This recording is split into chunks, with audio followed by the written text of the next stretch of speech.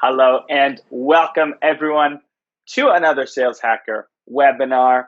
I can see everyone trickling in now. We had well over 500 people register for this one. So always cool when the topics that we talk about really resonate with the community. And this is going to be a good one. What we're talking about is the magic of a buyer versus a seller process. And we've got some really meaty content to run through. All data backed, like always when our friends at Chorus are hanging out with us. And I have the perfect guest to talk through this. I've been really excited to meet you and then now get to do this in a live setting. I am joined by Thiago. Thiago, welcome, man. Thanks for having me, Scott. It's great to be with the man, the myth, the legend. So I'm going to get a chance to connect. You're too kind, my man. So for those who don't know, Thiago is the new CRO over at Chorus. You've been in role for about a month now.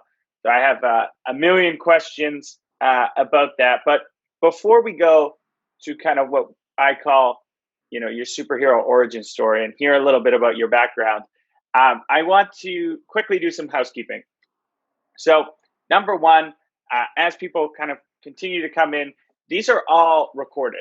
So if you have to jump off, your kid's screaming in the back, your dog's biting your leg, whatever work from home challenge you're facing, you can go deal with it. We will shoot this and it will be in your inbox within about 24 hours.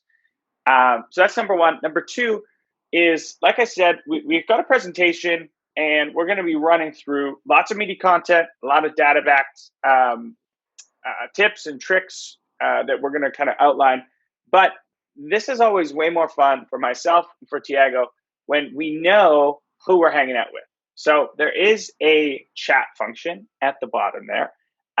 If you want to introduce yourself, your name, your title, company you work for, it's always more fun when we know who we're hanging out with. And then secondarily, there is also a Q&A feature, which I'll be manning. So if you have any relevant questions throughout, please pop them in the Q&A. I will certainly be trying to weave in some of your questions throughout.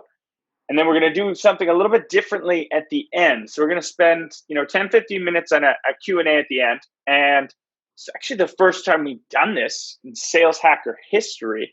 We're actually going to invite you up to ask your question live on Zoom. They have the functionality, so why not?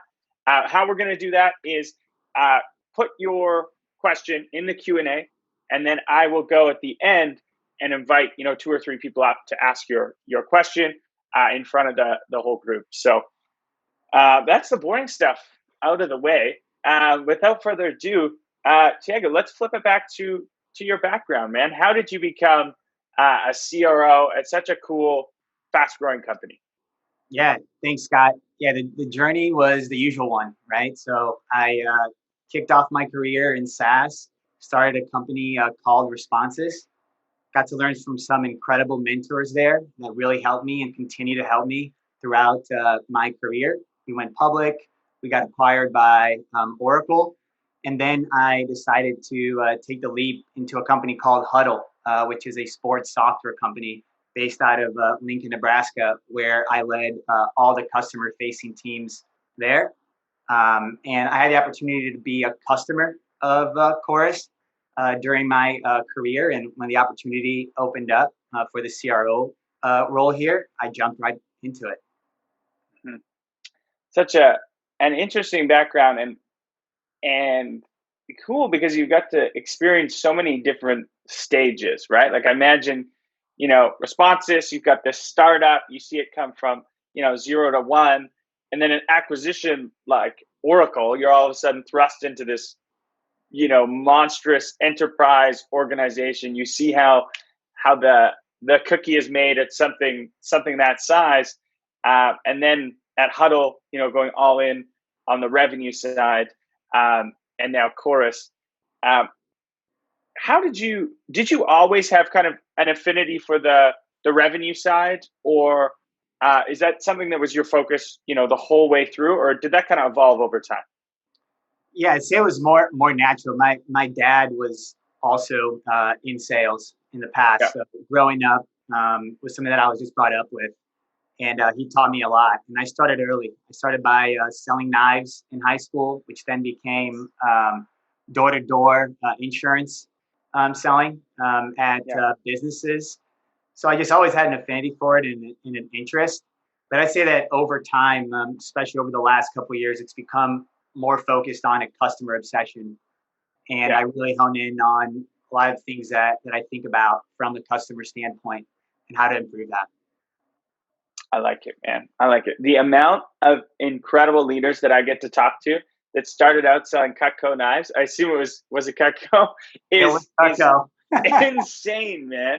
They need to, I feel like Cutco needs to start like asking for percentages in people. Be like, hey, I'll give you this job, but I want 1% of your net worth overall. And they'd be doing much better, I think. It's funny. Cool, man. Brought that up though, is that even till this day, I sometimes get pinged on LinkedIn about Cutco using like me and some others, like regarding like here's where we started. It was at Cutco. So wow, Vector Marketing, that's the company there that runs all their stuff. So yeah, I love it, man. I did door to door myself, so I know. I still say it's the hardest job I've ever had. It teaches you a lot of grit.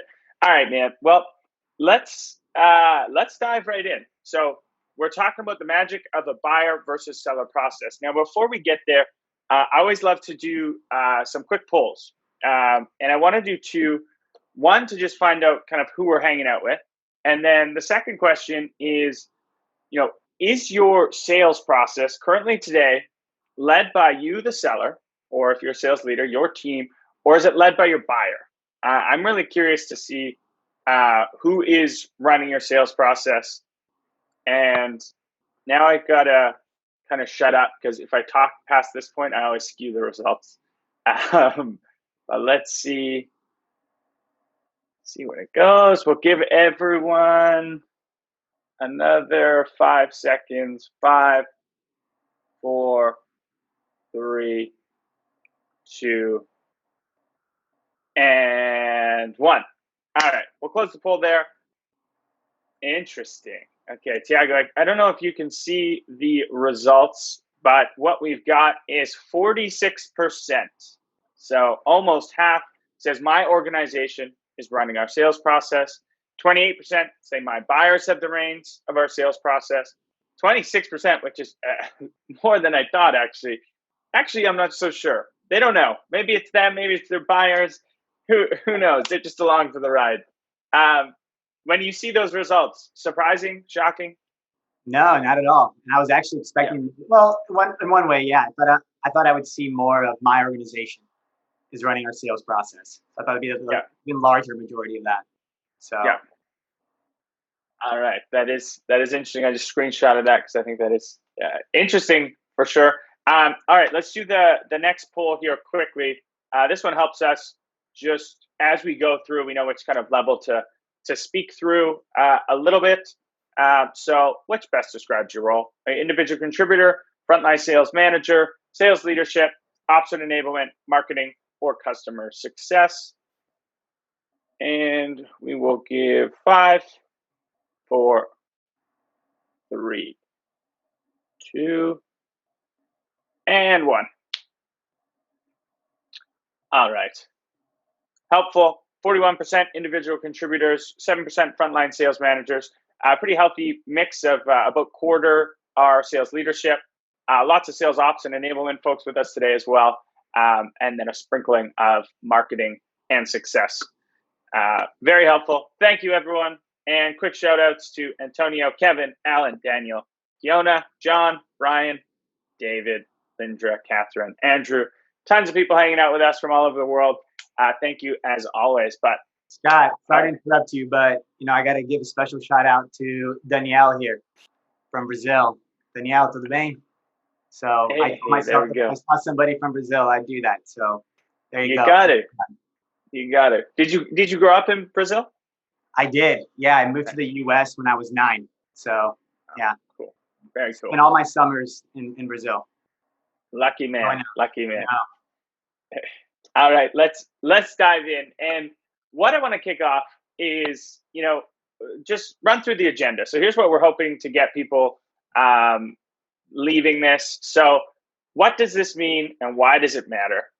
How to actually align to your buyers, and then how to actually get started and break down a bit of a framework for what we're going to discuss and how you can make the shift effectively. But I always like to start, in a pretty simple manner. And why don't we kick this off, Thiago, by just defining a buyer-led and a seller-led sales process? What do we actually mean when we talk about both those things? Yeah, so just to keep it simple, if you're buyer-led, you really focus on customer outcomes. If you're seller-led, you're going to focus on the sales process. That's the simplest way to put it, which is your own internal sales process if you're seller-led. Yeah.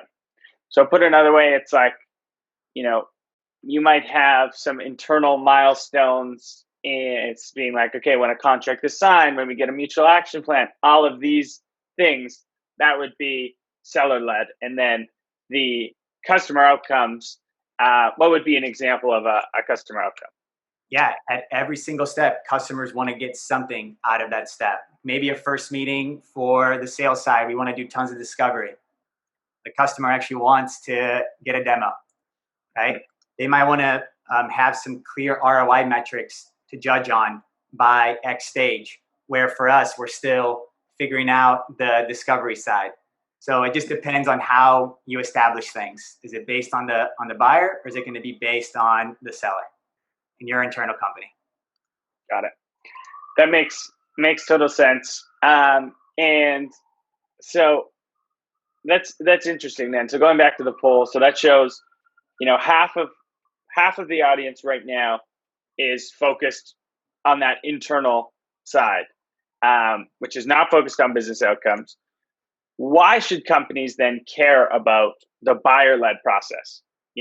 I know certainly growing up in the sales world, it didn't feel like that was what we were supposed to do. I think aren't we supposed to teach our teams to take control of the process? That's certainly what was hammered into my head as I went through my career.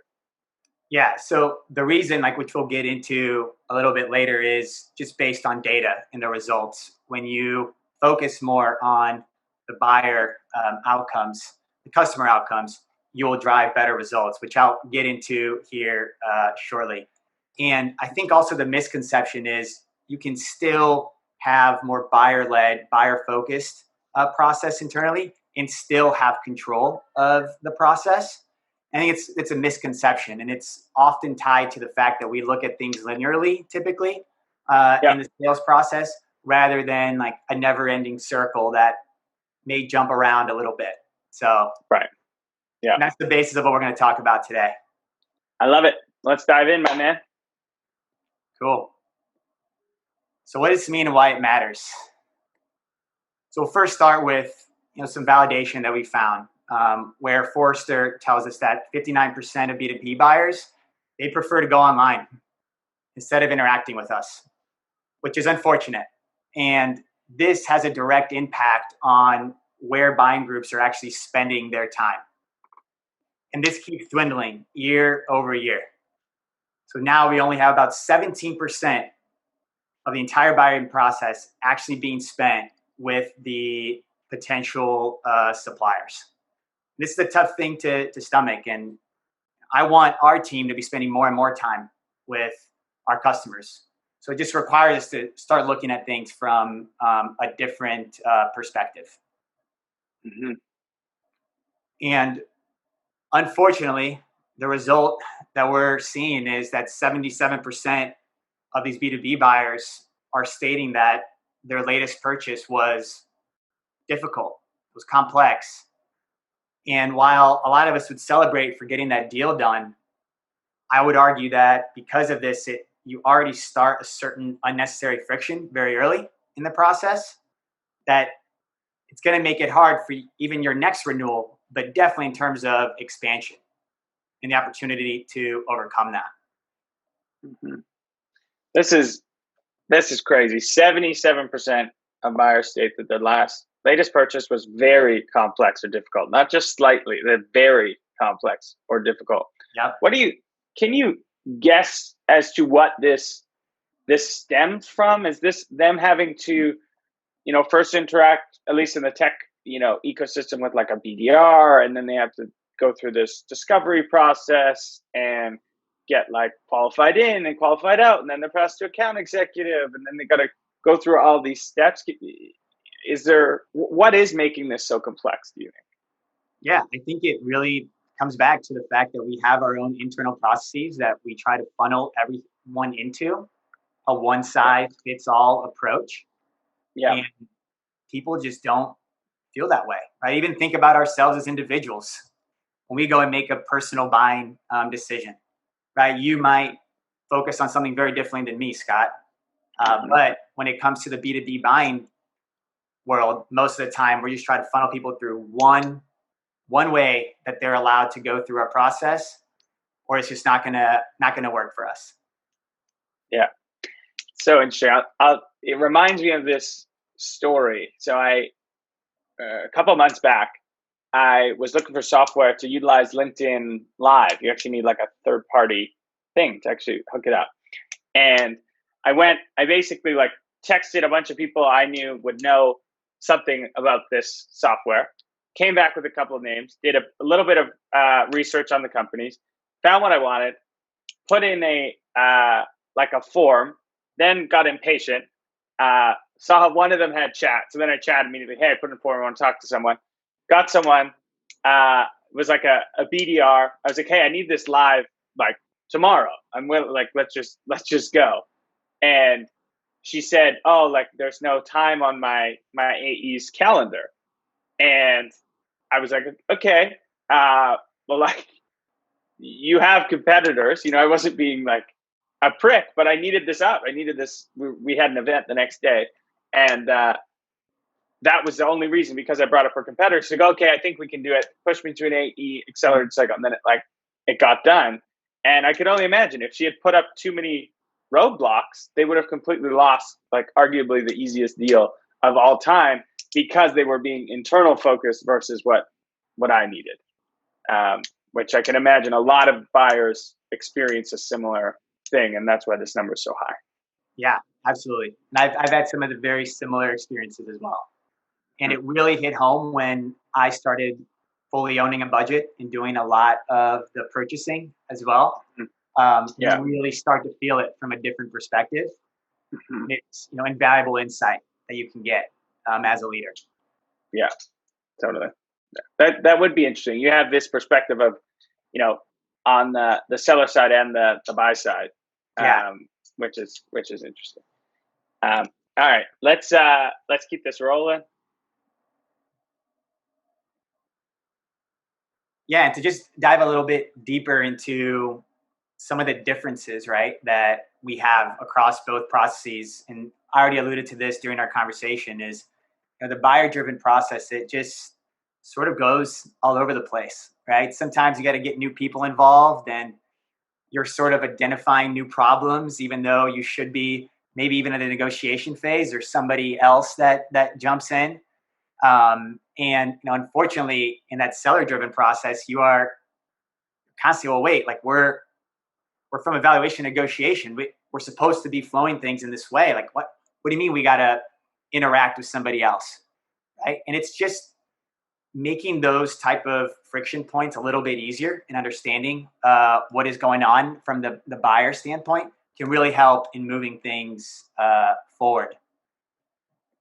And the reason why I bring this up, Scott, is it's important to align to this approach, because it's going to lead to better results for teams and for individuals. And we have tons of individual contributors here as well. And according to CSO Insights, by taking more of a buyer-focused approach in your process, you'll see 11.8% increase in quota attainment.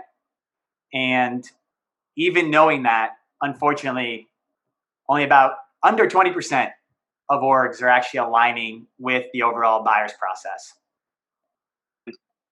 That's a significant bump. I mean, we all are fighting for like 1 or 2 or 0.5% gains in these areas, and to see such big numbers is pretty incredible. Quickly, I want to go to the community. because this is a great question. And I might be jumping the gun a little bit, but Dan has a great question, so I'm going to sneak it in. Yeah. Dan says, in my experience, buyers are not as educated on our solution as they may think. To let them leave the buying process and go straight to a quote, for example, is shortcutting the value prop. How do you think about this? How do you handle this? Great question, Dan. Yeah, that's an awesome question. So I'll reiterate again. This does not mean that it makes sense based on your solution for you to do something like this. What I'm more describing is you need to be more flexible based on the customer's buying process. For something like that, you need to look at what is the overall successful customer look like within your org, and what are the different ways that they came in, what was the different experiences they had in their buying process with you, and then figure out, okay, this is the process that we want to run. It doesn't mean that you need to skip steps just because a customer wants to do it. It's just for you to focus within those steps on the customer outcomes at each stage, and even helping guide a customer like that through those stages from the customer standpoint.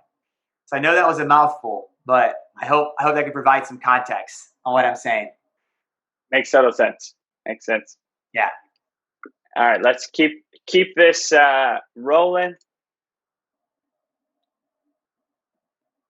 Cool. So I thought like the best way to describe this was through a personal experience that I had at an organization that I was part of in the past. And I'll have to admit that this experience is what turned me into more evangelizing this approach more than anything else. And it really was tied to the first and foremost decision that we made of putting all customer facing teams within one organization under one leader. Anywhere from pre-sale all the way to when somebody picks up the phone for technical support. That was step number one. And it was really to encourage like one voice of the customer. How can we keep communication consistent? And as we were analyzing our buyer's process and some of the complaints that we were hearing from handoffs and like people not knowing what was going on within the account, we took it a step further and we actually set up what's called pods, where you have everything from AEs to SDRs and CSMs within just one pod that owned a particular customer and prospect set. And under those, we connected them with implementation managers and solutions consultants as well to closely align to it, to really just focus on, okay, there's a buying process, and that buying process isn't just linear, it's a circle and it never ends even after purchase. So how do we align that from that perspective? And one core part of that, it's the one plug that I'm going to make for Chorus during this conversation that we're all having is we had Chorus as the center of all this, the center for the overall customer voice and how we were measuring the impact of this shift that we've had. And then making sure that people were getting trained up properly in this new approach, because there was a massive shift from the previous, you got A's here, you got SDRs here, you got CSMs here, you got implementation managers there. And it really took the entire company buying into this and receiving feedback across marketing and product engineering to really bring this to life. And I'm going to pause there with some questions before I share the results, Scott. Mm-hmm. Yeah, but this is fascinating and something that I have been thinking a lot about. So this is the framework that you implemented at Huddle, and you're kind of bringing into Chorus right now. So I don't want to communicate directly on like exactly where this happened, but yeah. I believe that depending on your customer base, you need to build the right buyer's process, and even go as far as making sure you have the right team set up and not get caught up in just the usual ways that things are set up. So based on your customer base, what makes sense? And in this previous business, like expansion, like a land expand model was big. So we wanted to maintain those relationships as well. And we noticed some friction points tied to implementation and the handoff from AE to CSMs. And what's important about all this too is just the human components that exist within these teams. It's a different perspective when you have the same manager, you're within one team. And we went as far as also setting up core team goals that everyone had to reach from a comp perspective as well to even more closely align everyone. And this was all geared towards what we're hearing for customers. What is the buying process that they want to be seen and undergo? Mm-hmm. I like it. Let's quickly go. So James has a great question here.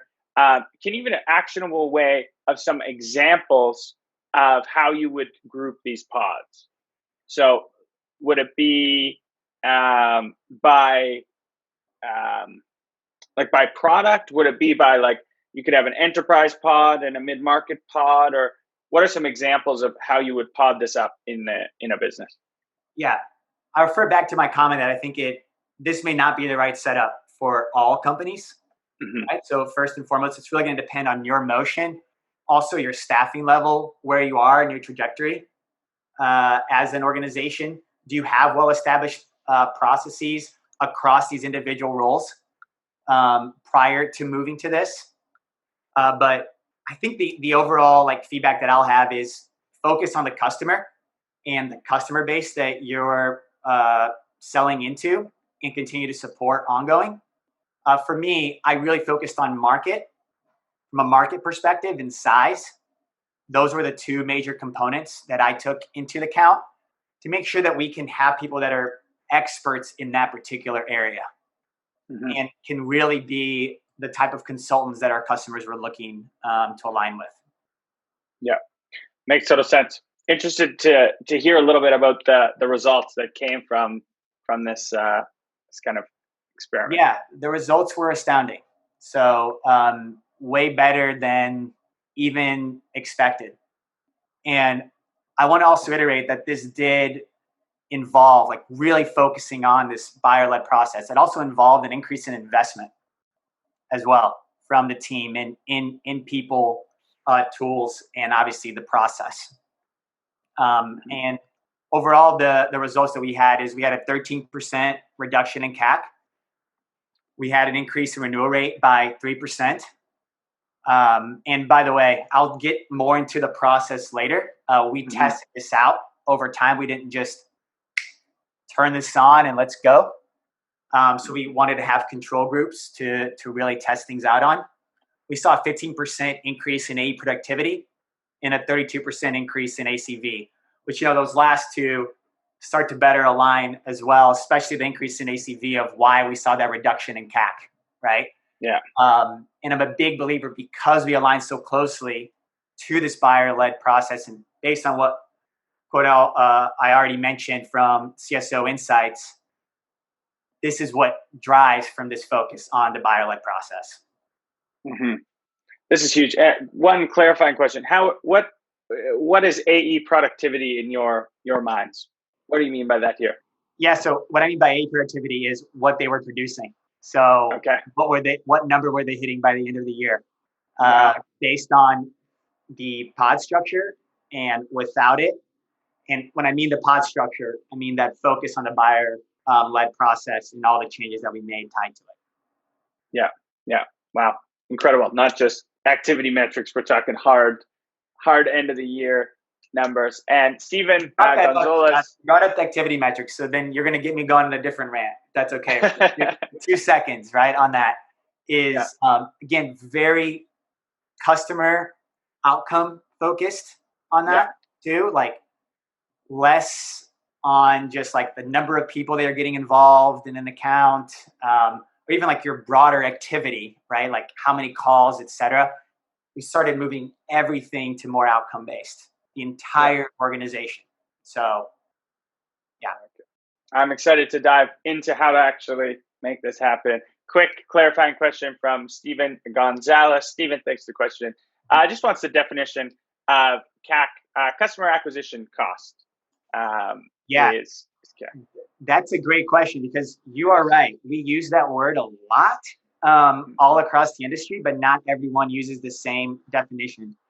Yeah. I forgot exactly what the name of the one was. Like they all have like their little taglines prior, but for us, it was the cost to acquire $1. Yeah. So any cost to acquire another dollar, that's what we took into CAC. And for us is we did it actually two ways that we analyzed it. One, taking the entire marketing and sales expense. And then the other was just tying it to what is tied to acquisition. So we like to review both, especially as you start blurring the lines some. It was a good checkpoint for us. Yeah. Yeah. So essentially it's how many dollars are you spending to acquire $1 from your customers? What's a healthy ratio these days, Thiago, and for a SaaS business? That's a great question. And my answer to you is highly depends on where your company is. Obviously, when you're just starting off, or even if you have a large market available for you, sometimes people get really aggressive, right? From that standpoint. And then on more consistent businesses that you're getting to a higher ARR point, you'll want to get that as close to 1 as you can. The goal of having that year, 12-month payback period or so. But it depends on many variables.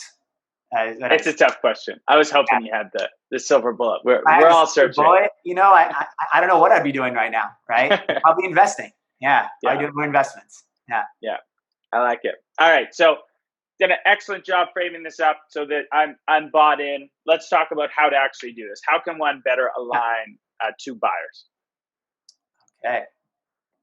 Let me hop into that. So I know I've mentioned this multiple times, but it really starts with just changing the overall perception that even in some publications I've posted on, like there's a start and end, and it's really just about being a never-ending sales cycle. And then the second point that I always make to my teams is just remembering that our buyers aren't just these targets that we're making money from, right? They're human. And we really need to just humanize them and focus on the fact that they're a little scared sometimes, right? They're thinking of potential damage to their professional credibility, job security, maybe the software won't perform as promised. There's a loss of potential monetary investments here. And that's why I really believe, let's think past just the sale, because it's really only the beginning for our buyers.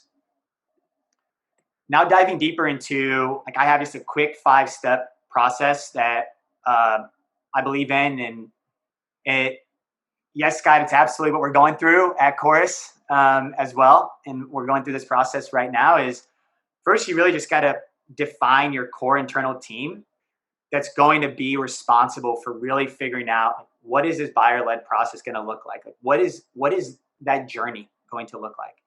And it depends really on the company and how you engage with the various roles, but marketing, sales, CS, product, sometimes even finance is involved, because a major friction point can be the actual purchasing process.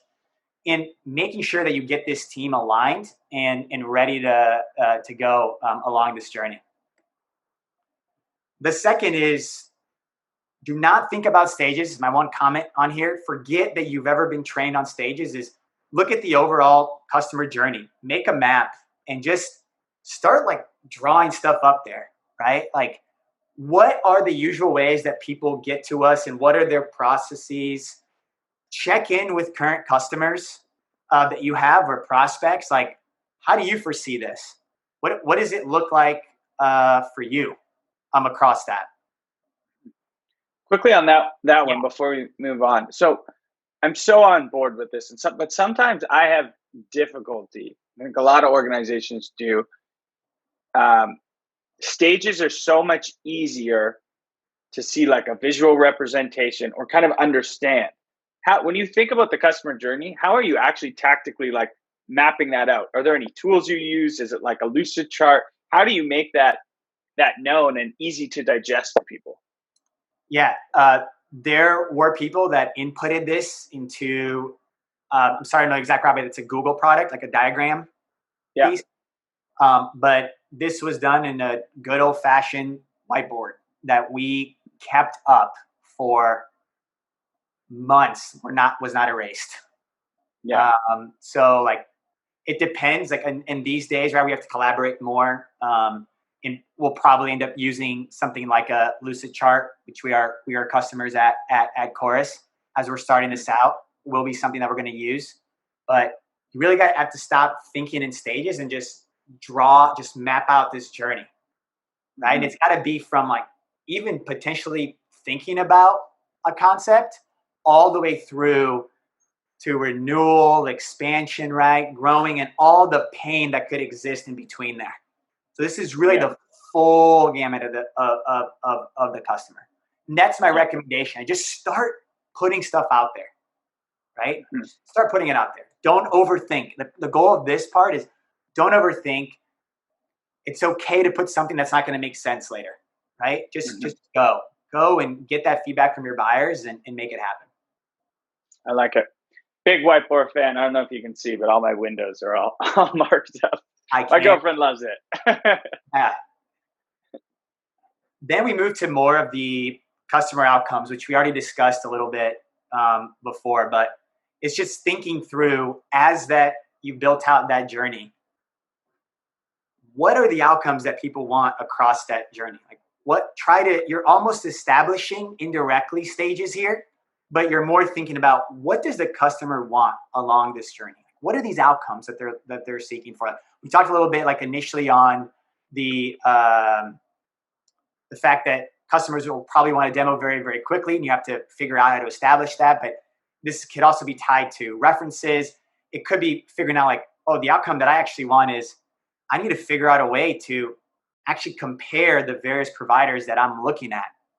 Right? It could be an RFP document potentially that I could use from you to help guide my purchasing behavior that I have right now. Like, what is that along the line of the entire customer process? And even post sale, like thinking through, I want to be able to resolve my problems myself in a more self-service manner, right? Like you really got to look at all the outcomes that are required across the entire customer journey that we just mapped out. Did you lean on current customers to help you define those outcomes when you do this exercise? Absolutely. So yeah, I mean, it depends on company size, but an organization I was previously in that we really honed in on this process. By the time we were done, I'm wondering if it even reached up to 100 customers that we had spoken to throughout that entire process. So it was very customer-centric and customer-focused. I like it. Yeah. Then before even setting up sales stages and I already talked about this a little bit, what are the things that our customers are going to want to help guide them through this process? So like, what type of content are they going to want? What type of feedback do they want to get directly from us or potentially current customers? How can we help guide them towards these various outcomes? Mm-hmm. And then after you have all of this built out, right, and you've really figured out how things are viewed from the customer's shoes, that's when you should come and set some points tied to your overall sales process, from my perspective. I like that. It's a simple framework that is exactly what you need to do to create a revenue generating machine in this world we find ourselves in. Yeah, and the main focus of all of this, Scott, is just not losing sight of those customer outcomes, right? And when people talk about taking control of the conversation, it's just how can we do that in a way that focuses on the customer outcomes, and we're helping guide them on how to properly buy this from the customer standpoint instead of our own internal process. Mm-hmm. Just to make this hyper actionable for the community, I know we're not supposed to use stages, but can you give examples of a few customer outcomes through the journey? Like, what would those be? Whether it's past roles you've done, what were some examples of these customer outcomes that people should be mapping their journey around? Yeah, so some, I call them customer outcomes. People call them customer verifiers, which people do use heavily along the process. More of my focus here and the feedback that I'm giving is typically those are defined based on the sales stages that are built, and not from the customer's standpoint. So even very basic outcomes, like even the things that we care about, that customers are going to be thinking about is, how do I get this through legal? Like that's an outcome that I care about.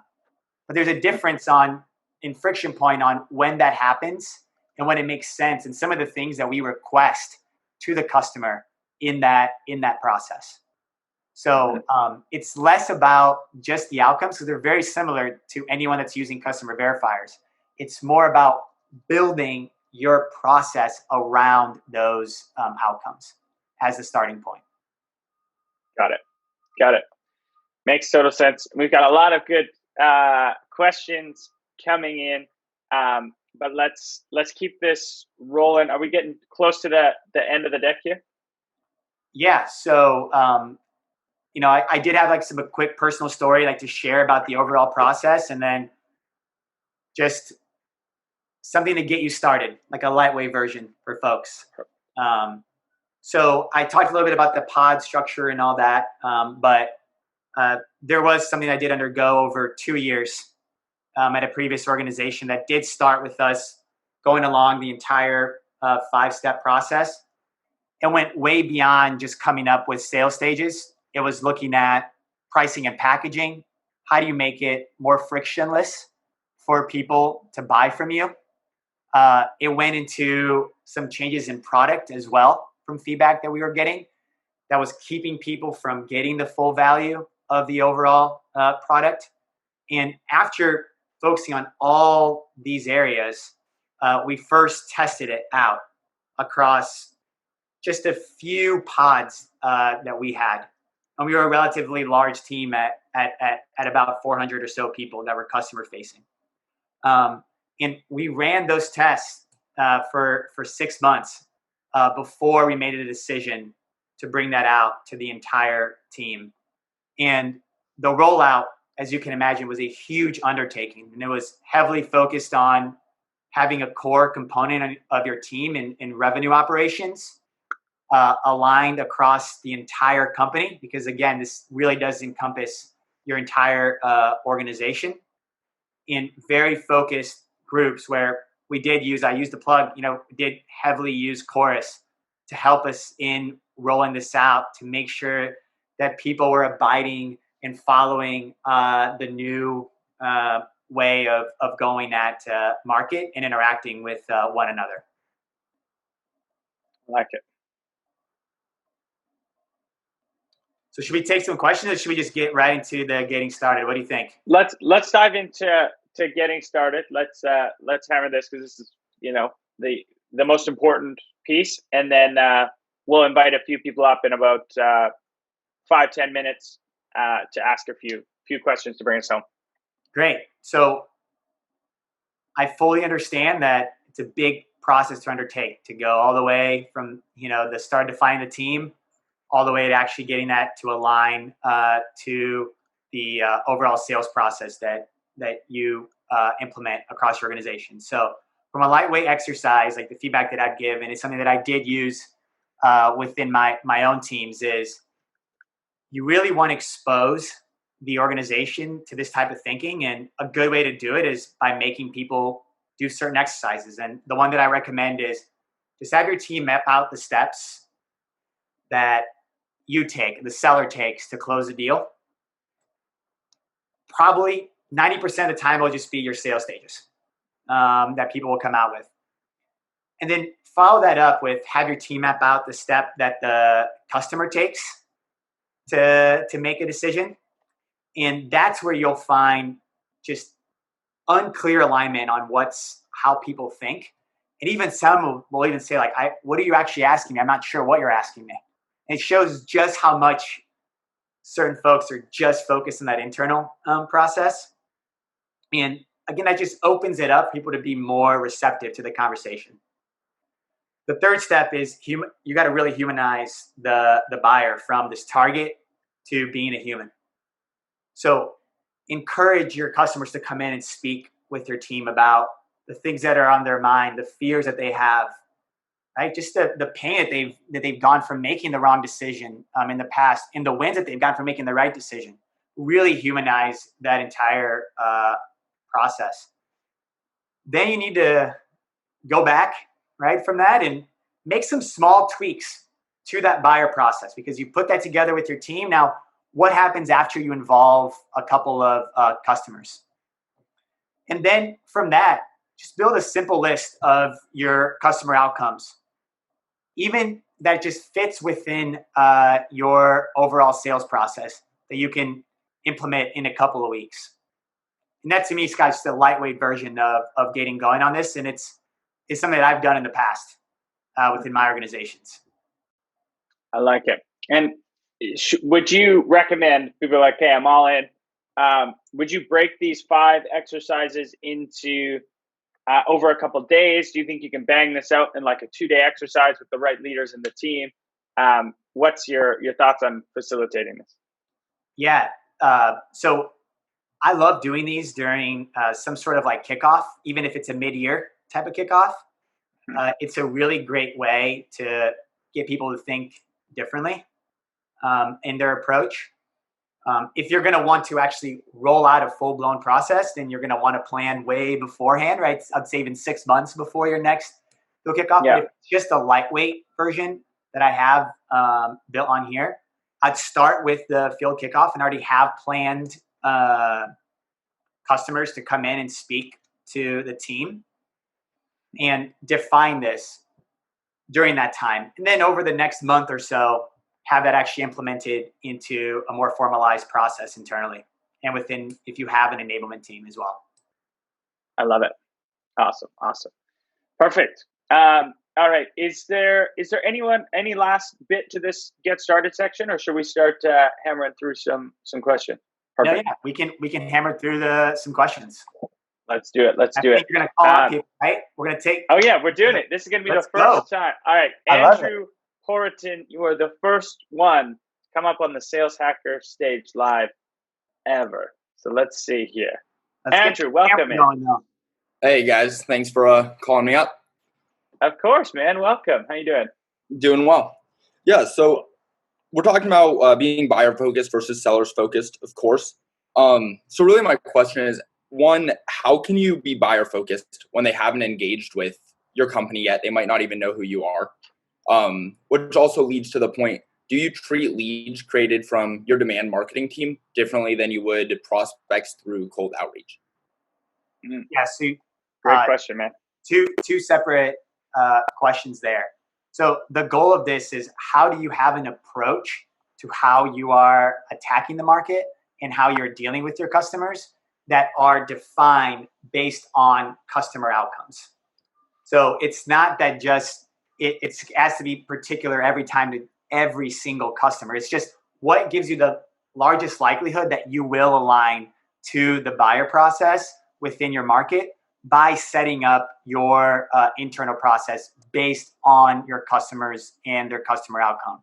So you'll still have to do, your general discovery, et cetera, but you might think about it differently than you would have if you weren't starting with the customer in mind. It's like, for example, depending on what you are selling, especially if you're evangelizing a new concept or product, in that first call, you probably need to figure out a way to weave in a little bit of discovery so you can get some of the things that you need with something that can give the customer what they're looking for. Like, I'm not really sure why I even had this conversation with you, but let me teach a little bit about what we do so you can better understand what this even is. So it's more about balancing those two pieces.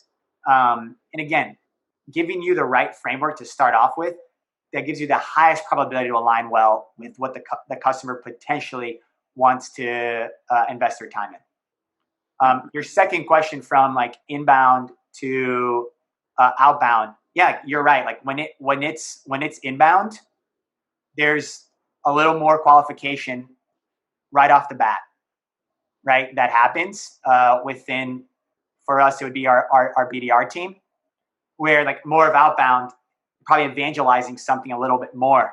So you need to open the customer up to those conversations. Mm-hmm. Yeah. I'll just jump on to the last bit there. I've gone through a similar issue in a past life where we were, a lot of our AEs were treating outbound opportunities and inbound opportunities the exact same. And it got us into some trouble. Mirroring what Thiago said, there's a lot more education that needs to happen when they've come through the outbound channels.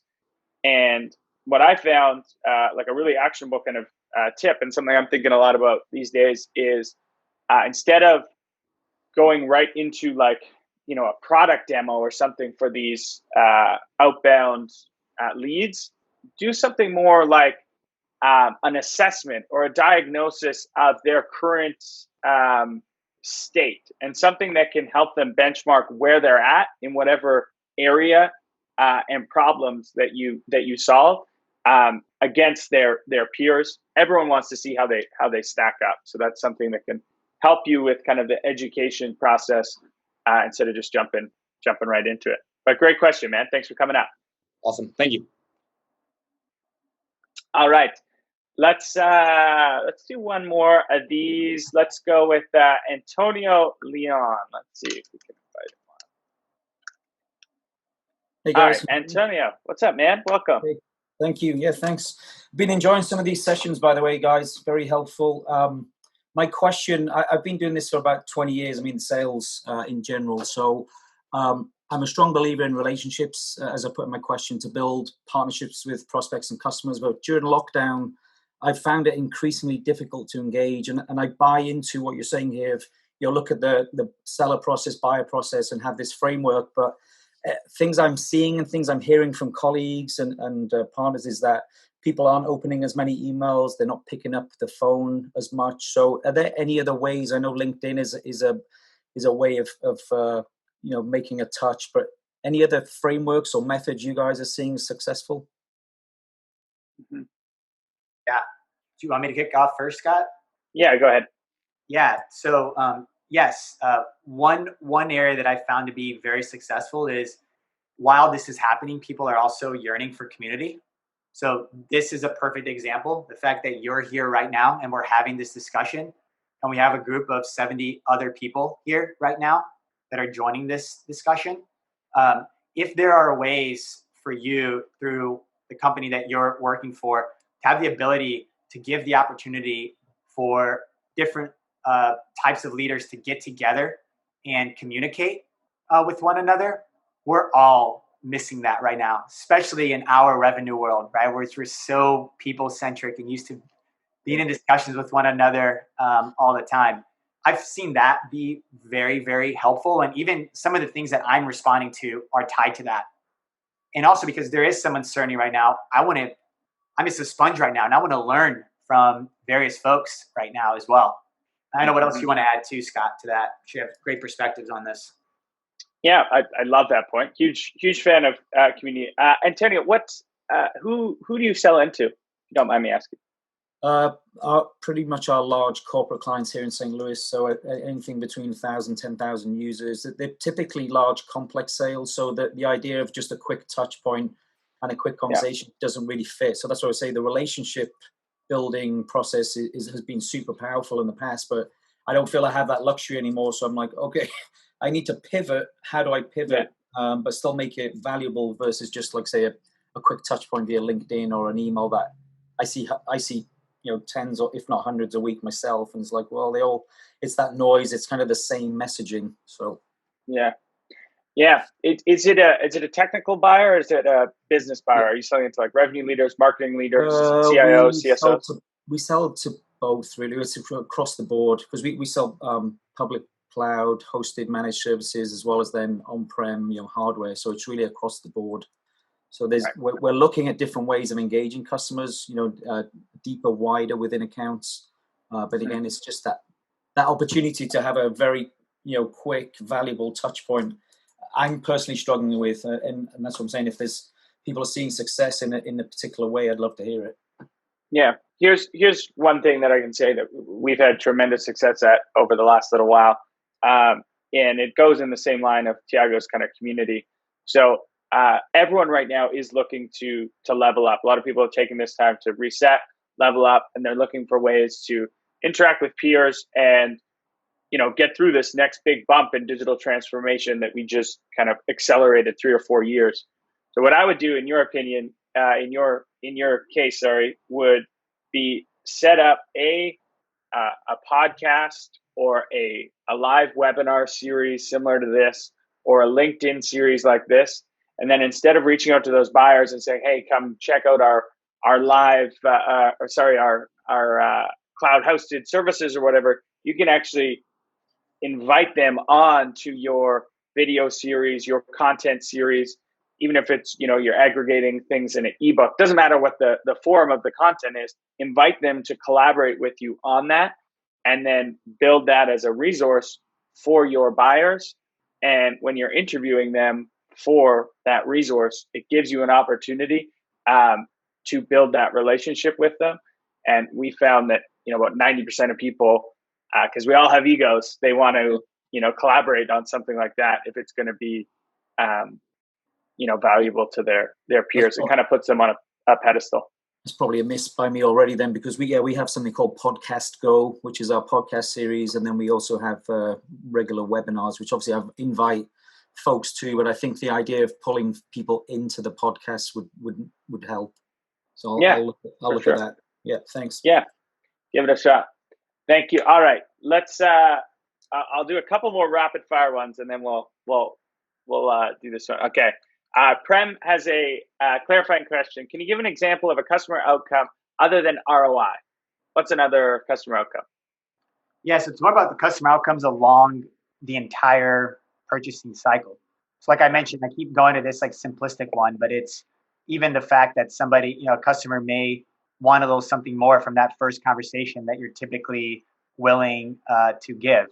And maybe access internally to certain things that you typically would not want to give right away. And you want to slowly get to that point and build up the value prop.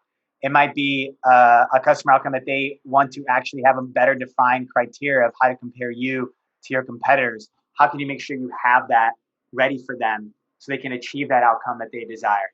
Those are just some overall examples. I love it. Good ones. Last question, and then we'll wrap it up. Layson Larson says, how would this be different if this were an SMB sale compared to mid-market versus enterprise? Same frameworks apply, just have to make tweaks, or is this primarily for one of those sections? Yeah, I think to take on this process, it's for any type of client. That would be my overall feedback. And the outcomes should be different, right? And one thing on the outcomes too, for everyone to think about, it's not just about all those tactical ones, but also like post, right? Like what are the typical things that people are looking to achieve, and how can you make sure that you're guiding your customers to achieve those results? And again, it will be different by customer, but overall they'll be very similar, like from an ROI perspective, depending on what you sell. It doesn't just stop with just the steps in the original sales process where you sign the deal for the first time. It's those outcomes that they're looking to achieve ongoing as well. I love it. Great answer. All right. Well, Thiago, thank you so much. And the community, amazing questions as always. We didn't get to them all. I'm sorry. There's still, probably about 10 questions. But if you want to connect with Thiago, LinkedIn, email as well. Did I see your email on that last slide there? Yeah. Connect. Yep. Yeah. Ping him. An absolute wealth of knowledge. Of course, check out our friends at Chorus. If you aren't using conversational intelligence right now, you're behind. So go check them out. And lastly, I don't know if we have the link here, But Chorus has an amazing weekly briefing where they break down a lot more of these kind of data-backed chunks. So go check that out. I'm sure we'll follow up with some resources. But Thiago, thanks again, man. I'm sure we'll have you back to the Sales Hacker community. But this was a lot of fun. I appreciate it. Thank you, Scott, and thanks to the community for all the feedback. I was watching the chat and it was really helpful. It was awesome. Thanks again, everyone, and have a fantastic week. See ya.